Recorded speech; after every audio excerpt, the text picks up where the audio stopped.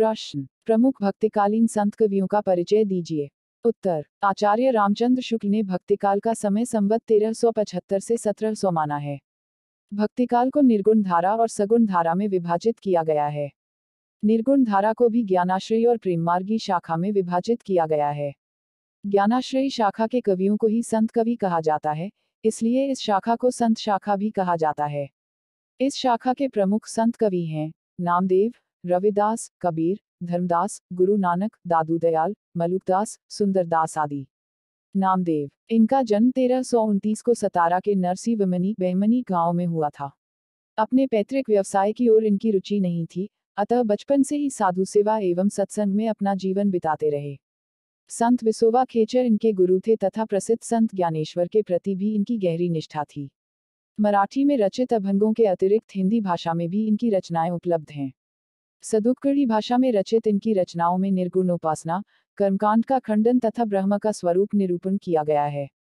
जल तरंग अरु फेन बुदा बुदा, जलते भिन्न न होई, एहु परपंचु पारब्रह्म की लीला, विचरत आन न होई, मिथिया भरमु अरु सुपन मनोरथ, सती पदार्थु जानिया, सकृत मनसा गुर उपदेसी, जागत ही मनु मानिया।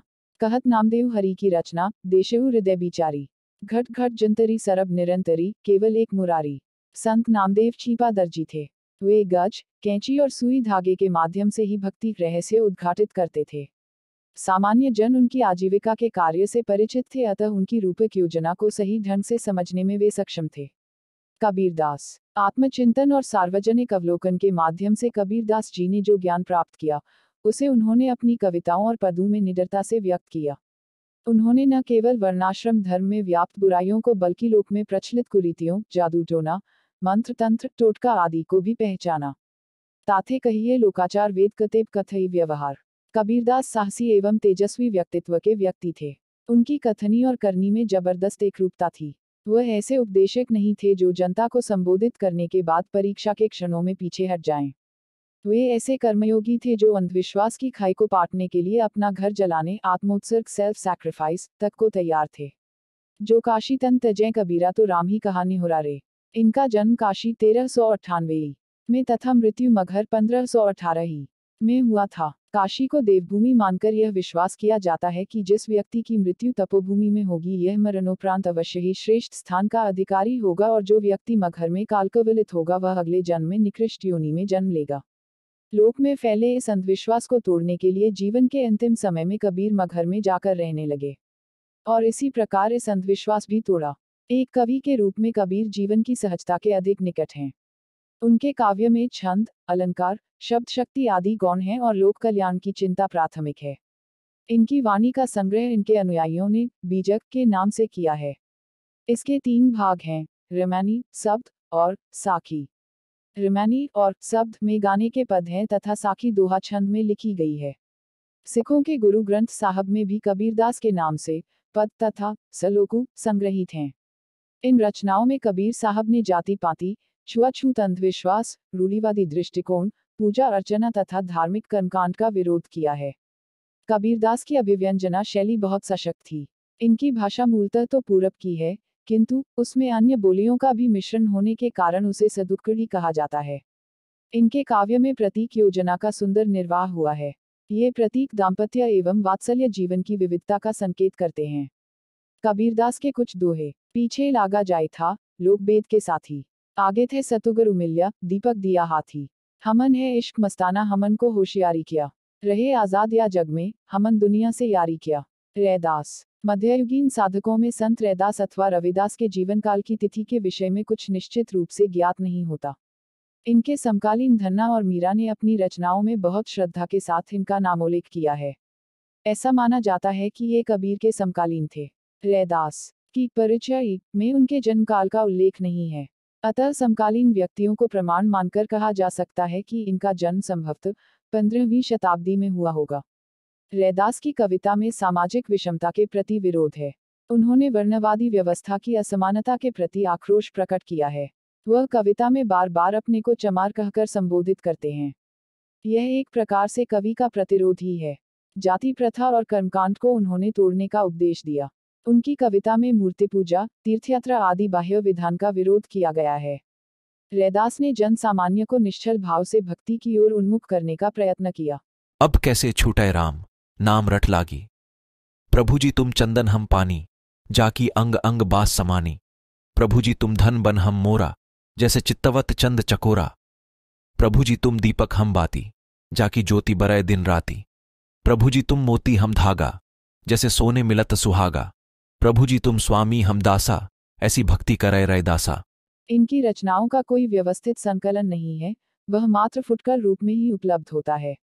आदि ग्रंथ में इनके कतिपय पद मिलते हैं। अनन्यता, भगवत प्रेम, दैन्य, आत्मनिवेदन और सरल हृदयता इनकी रचनाओं की विशेषता है। संत रविदास रामानंद के 12 शिष्यों में से एक थे। गुरु नानक देव, नानक पंथ के प्रवर्तक गुरु नानक देव जी का जन्म संवत 1526 के वैशाख मास की तृतीया को तिलवंडी ग्राम में हुआ था। गुरु नानक देव की बचपन से ही अध्यात्म में रुचि थी, अतः वे ऐसे मत की ओर सहज रूप से आकर्षित हो गए जिसकी उपासना पद्धति सांप्रदायिक न हो। कबीर दास प्रवर्तित निर्गुण संतमत इन्हें अपने विचारों के अनुकूल जान पड़ा।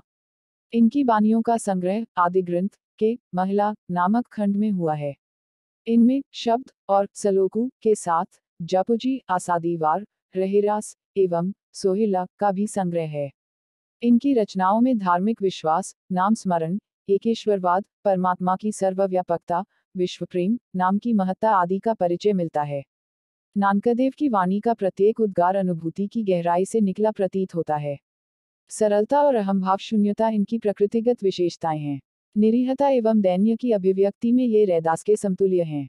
इनका अधिकांश साहित्य पंजाबी में है, किंतु कहीं कहीं ब्रजभाषा खड़ी बोली का प्रयोग भी मिलता है। संत दादू दयाल, दादू पंथ के प्रवर्तक दादू दयाल का जन्म गुजरात प्रदेश के अहमदाबाद नगर में संवत 1601 में माना जाता है। इनकी मृत्यु संवत 1660 को राजस्थान प्रांत के नराना गांव में हुई, जहां पर इनके अनुयायियों का प्रधान मठ दादू द्वारा वर्तमान है। ये जाति के दुनिया थे। दादू को परम ब्रह्म संप्रदाय का प्रवर्तक माना जाता है। बाद में इस परमब्रह्म संप्रदाय को दादूपंथ के नाम से संबोधित किया गया। इनके गुरु कौन थे, इस विषय में कुछ अधिक ज्ञात नहीं है। इनकी आध्यात्मिक अनुभूति बड़ी तीव्र थी। इनकी बानियों का संग्रह हरदेवाणी के नाम से जगन्नाथ दास ने प्रस्तुत किया।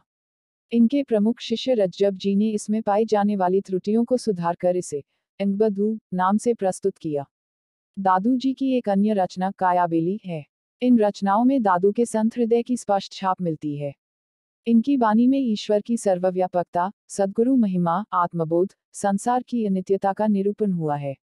संत दादू की विचारधारा कबीर से प्रभावित है, परंतु दादू की कविता में टकराहट का भाव नहीं मिलता है।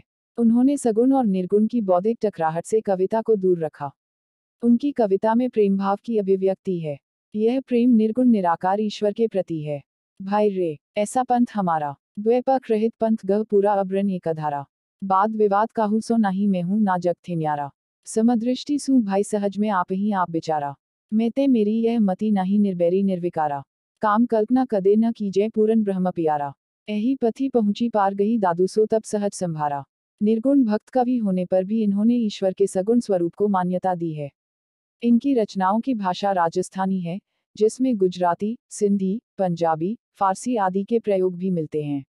संत सुंदरदास, संत दादू दयाल के योग्यतम शिष्य सुंदरदास का जन्म संवत 1653 में जयपुर राज्य की प्राचीन राजधानी धौसा नगर में हुआ था। इनका महाप्रस्थान सांगनेर में संवत 1746 में हुआ। देशाटन इन्हें बहुत प्रिय था। पूर्व में बंगाल, पश्चिम में द्वारिका, उत्तर में बदरिकाश्रम और दक्षिण में मध्य देश तक इन्होंने यात्रा की। भ्रमण के समय ये दादू के सिद्धांतों का प्रचार करते थे और साथ ही साथ काव्य ग्रंथों की रचना भी करते थे। इनके 42 ग्रंथ कहे जाते हैं, जिनमें सर्वाधिक प्रसिद्ध रचना सुंदर विलाप है। समाज की रीति, नीति तथा भक्ति पर इन्होंने विनोदपूर्ण उक्तियां कही हैं। निर्गुण संत काव्यधारा में एक प्रकार की अंगरता मिलती है। इस काव्यधारा की कविता पर किसी प्रकार के शास्त्रीय अनुशासन का अंकुश नहीं होता था, लेकिन सुंदरदास की कविता में शास्त्रीय अनुशासन है। उन्होंने कविता के लिए अलंकार और छंद का कुशल प्रयोग किया है। इसी प्रकार कविता में निर्गुण सगुण विवाद को तार्किक रूप में रखा है। लोकजीवन की रूढ़ियों के विरोध और विद्रोह का स्वर उनमें नहीं है। सुंदरदास की कविता को पढ़ने पर यह पता चलता है कि धीरे धीरे निर्गुण भक्ति का आक्रोश भी मंद पड़ गया था। निर्गुण भक्ति काव्य शास्त्रीय बंधन में बंधने को तैयार होने लगा था। गह तज्यो अरु नेह तज्यो पुनीखे लगाई के देह संवारी। मेह सहे सिर सीत सहे तन धूप सबई जो पंचागिनी बारी। भूख सही रही रुख तरे पर सुंदरदास सबई दुख भारी। दासन छाड़ी के कासन ऊपर आसन मारियो ते आसन मारी। निर्गुण भक्त कवि होने पर भी उन्होंने ईश्वर के सगुण स्वरूप को मान्यता दी है।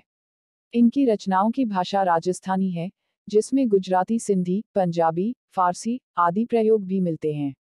संत मलुकदास। संत मलुकदास का जन्म इलाहाबाद के कड़ा नामक गांव में संवत 1631 में हुआ। 106 वर्ष की अवस्था में इनकी मृत्यु संवत 1739 में औरंगजेब के समय में हुई। इनके दीक्षा गुरु कौन थे, इस संबंध में इतिहासकारों में मतभेद बना हुआ है। एक मत के अनुसार ये कील के शिष्य थे, तथा दूसरा मत इन्हें द्राविड़ विठल का शिष्य बताता है। मलुकदास के प्रामाणिक ग्रंथ हैं ज्ञानबोध, ज्ञानपरोंछी, रामावतार लीला, रत्नखान, भक्तवत छावली, भक्ति विवेक, विभव विभूति, सुख सागर, ब्रजलीला, ध्रुवचरित आदि, जिनमें रत्नखान और ज्ञानबोध 2 प्रसिद्ध पुस्तकें हैं। मलुकदास की कविता में आख्यान शैली का प्रयोग मिलता है। इन्होंने विविध कथाओं का दृष्टांत देकर लोगों को इंद्रिय निग्रह, ब्रह्मोपासना आदि का उपदेश दिया है। अवतारों और चरित्रों से संबंधित इनकी रचनाएं भी मिलती हैं। आत्मबोध और वैराग्य मलुकदास की कविता के मुख्य सरोकार हैं। कहत मलुक जो बिन सिर खेपाए सो यह रूप बखाने, या नया के अजब कथा कोई बिरला केवट जाने। कहत मलुक निरगुण के गुण कोई बड़भागी गावें, क्या गिरही और क्या बैरागी जेही हरि देए सो पावें। इन्होंने अवधी और ब्रज भाषा में काव्य रचना की, तथा इनकी भाषा में अरबी, फारसी के शब्दों का प्रयोग मिलता है।